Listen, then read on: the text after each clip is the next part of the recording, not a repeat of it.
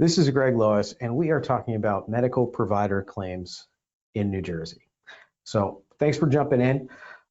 Let's have some fun talking about this topic.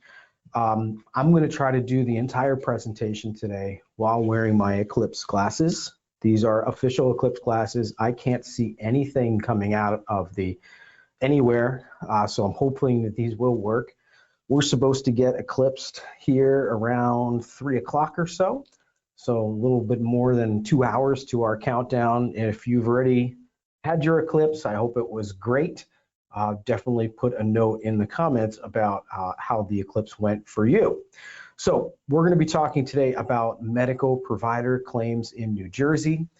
And my goal, of course, is to help you stay in control of your New Jersey case. That's what we're trying to do. Get in control of these cases and not be taken advantage of in workers' comp court. And how do you do that in this jurisdiction? Well, in this jurisdiction, it's interesting that you have medical control in New Jersey. So you, as the employer or insurance carrier, have the opportunity to pick who's going to be in your medical provider network, and you can control and direct who the claimant goes to, which is great because you can pick the very best physicians who are going to be on top of it, who have capacity, who will see the physician, the claimant, who will treat them well and get them back to work, right? That's our goal. The flip side of this, that you have medical control in this jurisdiction, is that there is no medical fee schedule in New Jersey.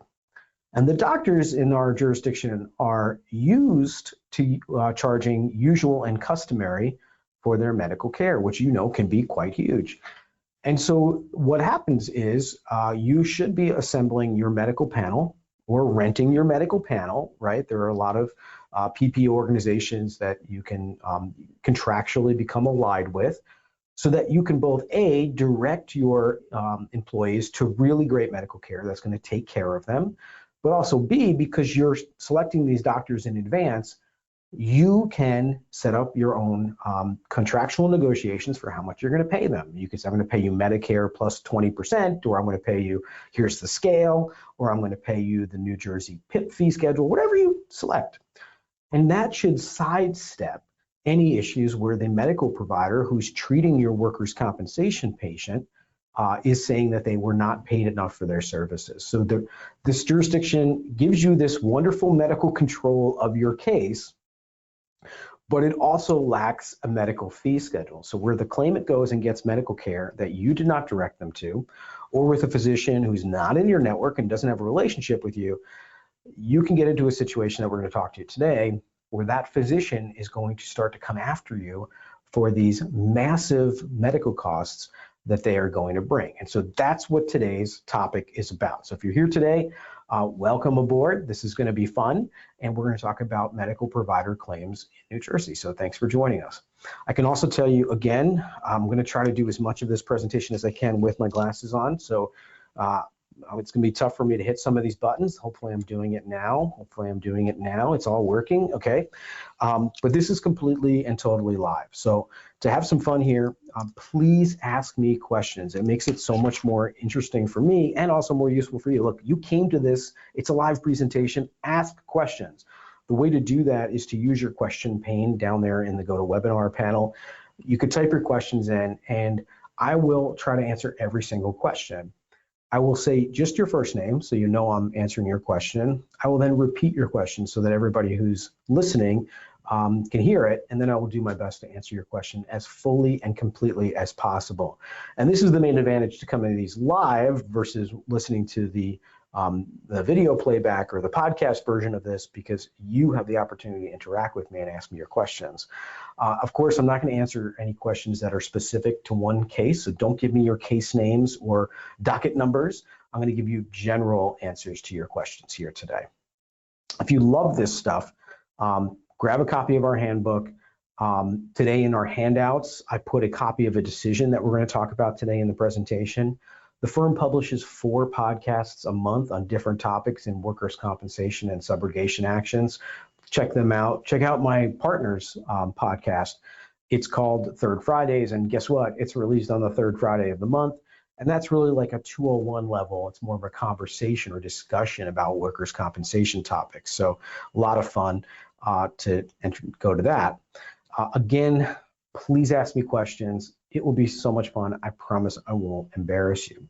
So today we're going to talk about what is a medical provider claim? What kind of discovery can we get in a medical provider claim? How do we defend these? What's our decision tree?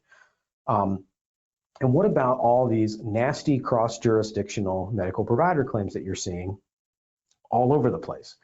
And that's why I put in today's notes a copy of the decision we obtained here in the Watford case, which is really standing now as the piece of case or trial level decision that we're citing to throw out all these multi-jurisdictional cases. So jump in, this is going to be fun. Let's talk about medical provider cases. So what are they? A medical provider claim is specifically allowed by the statute. And when the statute was amended in 2012, we've now gotten a deluge of these things. It's called a medical provider application for payment or reimbursement of medical payment, although in the court system, everyone calls them MPCs, medical provider claims. There is no petitioner in these cases. The medical provider is an applicant, and they are essentially just claiming, I didn't get paid enough for the medical treatment that I provided to your employee. That's it. That's the basis of these claims. What we see is old medical bills that are being purchased up by attorney firms or litigation funding firms, and then they are just filing not just hundreds, but thousands of these medical provider claims each year. Now, does New Jersey have jurisdiction for these, or why are these heard in the workers' compensation courts? Well, they're heard there because jurisdiction was established when they amended the statute in 2012. There was some initial litigation that went all the way up to the appellate division about how long is the statute of limitations. And the answer is that it is 6 years from the date the medical care was provided. And this is a nightmare because the jurisdiction of the workers' compensation courts is 2 years from the date of accident or last payment of compensation. And these medical provider applications are an exception to that. The jurisdictional time limit for them to file is 6 years. So it is currently 2024, and we are getting medical provider claims that are filed now for dates of medical treatment in 2018, 2019. That's a long time ago, right? So defending those can be a challenge in terms of keeping the paperwork straight. Now, the applicant, the medical provider, has to prove that the treatment was related to a compensable workers' compensation injury. So if the injury is disputed, or was never adjudicated, or there are valid jurisdictional defenses to a case, it doesn't matter that the treatment was provided by the medical provider. The workers' compensation court does not have jurisdiction over the underlying workers' compensation claim. Now, what's interesting about this is that the injured worker doesn't have to file their own claim. So just because injured worker Bill Smith never filed a workers' comp case doesn't mean that his doctor, who she treated him and provided surgery for him 4 years ago, that she can't bring her own application for provider payment. In other words, it is not a defense to say, well, there was no formal claim petition filed in the workers' compensation court, so you, medical provider, have no basis to bring your case. They do have a basis to bring their case, and it's just simply tendering medical treatment that could have been related to a workers' compensation matter. And if that's not confusing, I don't know what else could be. The medical provider files what looks like a form with the workers' compensation court that says, we provided treatment to your injured worker. They could have brought a workers' compensation case, and here's the amount in dispute. And I don't know if it's entirely legible on your screen, but this is copied and pasted out of an actual case I'm defending. And in this case, there was a surgical treatment that took place, a single level disc fusion, a caged fusion, and it took place in 2019. And you can see there's a massive amount billed there, $180,321 from Surgeon 1, and a second amount, an identical amount, billed by Surgeon 2, because, hey, why not have co-surgeons doing the same surgery? And they each billed $180,321. And my client said, well, that's ridiculous. The surgery took 48 minutes. There was minimal blood loss, if any, and it was a very minor procedure that was performed anteriorly. And so for that reason, we're going to compensate you $21,000 to the actual surgeon and $3,600 to the co-surgeon. And of course, they appealed that by filing their application for provider payment. But this is not, I put this example in there because it's pretty egregious and wild. But this is what you see, giant bills based on this demand that we pay them whatever they're asking for, where when the bills get adjusted, they get put back into the realm of reality. Now, I'm going to tell you the way to avoid this is to have a really good medical provider network and to control and direct care and make sure that your medical provider network is utilized. Most of our clients are not putting together their own network of providers. They're utilizing a vendor to do this. And there's lots of good vendors that have put together preferred provider networks that you can contract for. You get into a relationship with one of these contracted networks. Your examiner or adjuster, when they are handling the workers' compensation claim, are utilizing the network, and you will not see these application for provider cases. Unfortunately, sometimes the claimant receives care that is not within your network. I'll give you a great example.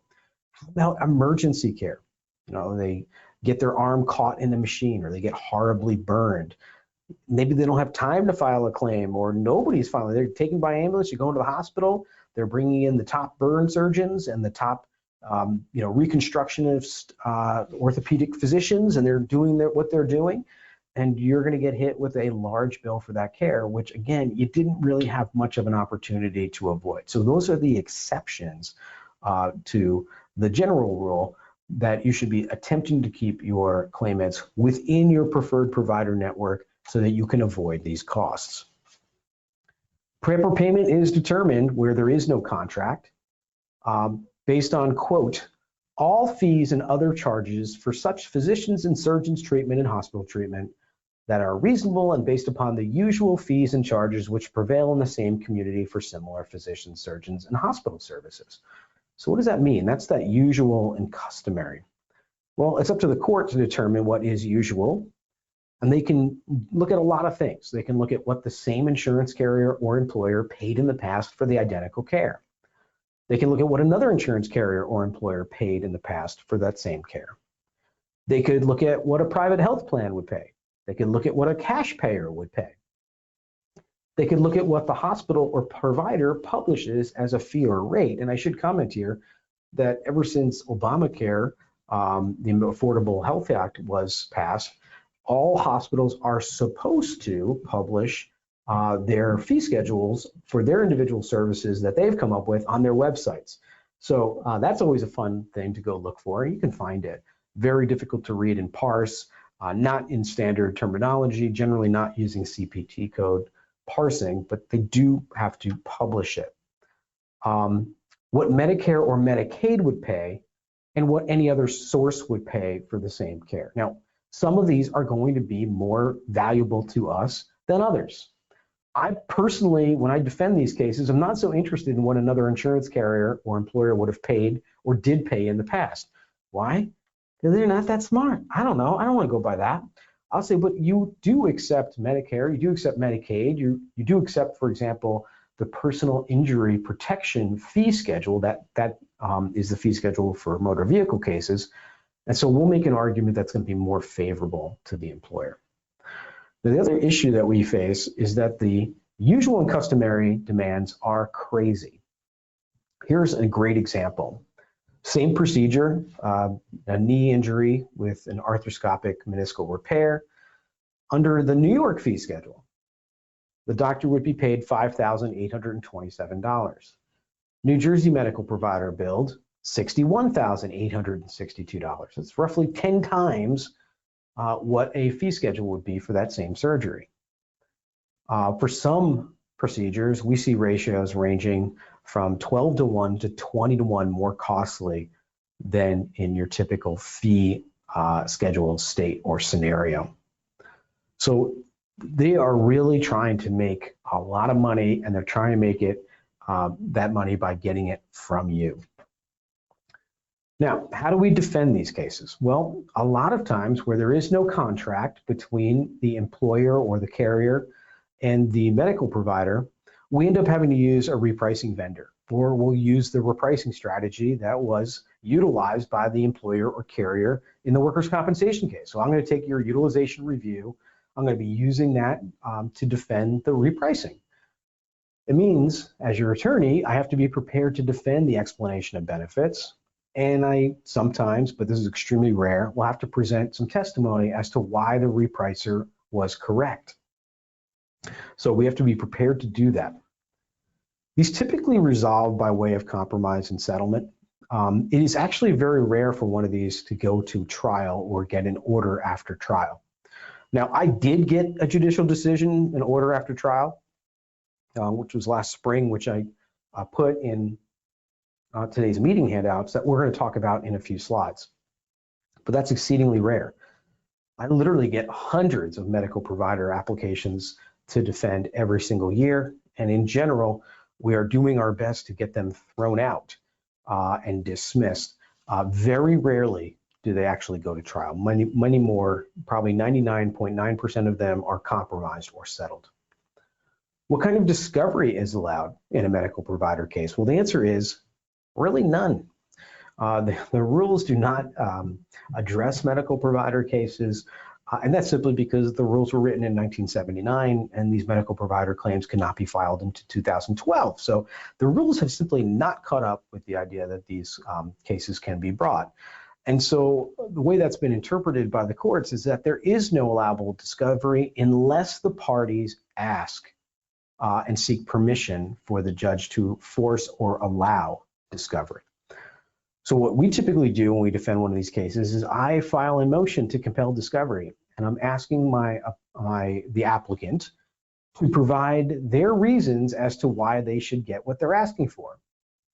My discovery goal is to see what the provider was paid for the same procedure or the same service, and not just from workers' compensation payers. I want to look at all payers. We want to establish that the provider accepts other sorts of regulated fee structures, such as Medicare, Medicaid, private insurance, or the PIP fee schedule. And I personally love the PIP fee schedule because, New Jersey's strange that it doesn't have a medical fee schedule for workers' compensation, but it does for motor vehicle accident cases. And that schedule covers all the types of typical orthopedic and neurological injuries that we see in a workers' comp case, right? They're usually traumatic accidents that lead to a personal injury case. And so we do have this really great analog, which is the personal injury protection schedule, which I try to ask my opposing counsel, does your doctor accept payments under the PIP schedule? And if so, why shouldn't we just pay that amount? I mean, it's a really common sense way, I think, of addressing these cases. What we have to do, though, is focus on what was paid to the provider, not what they billed. I don't care when I confront a provider and I say, well, you're charging me $6 million for this surgery. Show me everyone who paid you $6 million for the surgery. They love to show me bills that they've invoiced people for $6 million. But I don't care about what you billed them. I just want to see what they paid. And I'll argue that showing me your billed amounts, that's not responsive to the discovery I'm seeking. I want to see what they were actually paid. And that's how we really want to defend these cases. Now, the big challenge we have is cross-border cases, particularly with New York and New Jersey. What's happening? New York doctors treating a doctor in New York for a New York workers' compensation accident have been encouraging their patients to travel into New Jersey and have their surgeries done there. Why? Because once the surgery is done in New Jersey, they argue, they should be allowed to file a New Jersey application for usual and customary. And why they do this is pretty simple. The same surgery, they can get 10 times more in New Jersey than they can in New York. And oftentimes, all they're doing is asking their patient to travel across the river. And many of them are offering free transportation. They're saying, hey, we're going to put you in a limo. I'm going to put you in a limo. I'm going to take you from your house in Brooklyn. I'm going to bring you, in one instance, to Bergenfield, New Jersey. It's not known as a medical hotbed of exciting, cutting-edge medical technology. And you're going to go to my surgical center that, by the way, I'm a part owner of here in New Jersey, and we're going to do the surgery there. And then the patient's like, okay, whatever, it's fine. And all of a sudden, the insurance carrier gets whacked with the bill that's 10 times higher than it would have been in New York. When the law changed, we had lots and lots of these filings and lots of these jurisdictional disputes start emerging. Very common to see the treatment or the accident taking place in New York. Maybe the employee lives in New Jersey. And what we're seeing is them crossing the river and getting treatment in New Jersey, and then these astronomical bills being brought forward. And a lot of this stuff, when these cases were getting brought forward, they're not getting adjudicated quickly by the workers' compensation courts. And in fact, judges were being told all sorts of conflicting information, particularly about these cross-jurisdictional cases.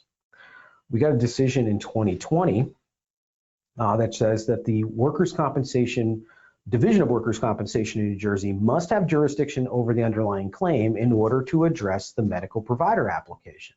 Now, that's important because in many of these cases, the jurisdiction was properly in New York.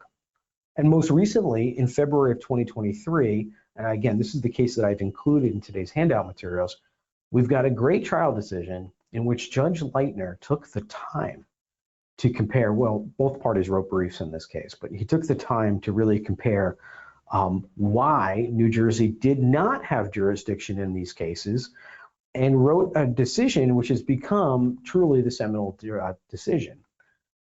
In that case, I wrote the argument. The judge found in our favor and said, right, the fact that the claimant lives in New Jersey, the fact that he was hired out of New Jersey, but the accident occurred in New York, which means New York is the proper state for jurisdiction of the workers' compensation case, and New York's fee schedule should apply. Now, what's interesting about that trial level decision, and when you read it, you can say, wow, the judge put a lot of effort into this, like examined all the case law and showed why that is the proper decision in this case. Opposing counsel did not appeal that decision. And there's a reason for that. They knew that if they appealed that decision, the New Jersey Appellate Division would have ruled in favor of employers and carriers. And so they're trying to avoid making case law on this topic. We have used the decision to file motions to dismiss in cases throughout New Jersey, and we've gotten lots and lots of, I've lost count of how many dismissals we've gotten based on this strategy, which has literally saved our client millions of dollars all over the place. So when you have a case where there's a New York workers' comp claimant, they work in New York, or the accident occurs in New York, but they live in New Jersey, and they get treatment in New Jersey, and a medical provider files a claim for usual and customary, we think your position should be to dispute that and say, no, I will pay you under the New York fee schedule and not a penny more, and you should win. Now, interestingly, I know this is a New Jersey workers' compensation topic, but let's talk about the New York case law. New York actually, in its medical treatment guidelines, in General Guideline Rule 16, and the fee schedule guidelines, all state that New York retains jurisdiction over these issues. And so sometimes when we make that argument to a judge of compensation in New Jersey, they're like, well, I don't know if I have to follow New York law. And I say, no, you don't, you're right. Just find that New Jersey doesn't have jurisdiction over this dispute.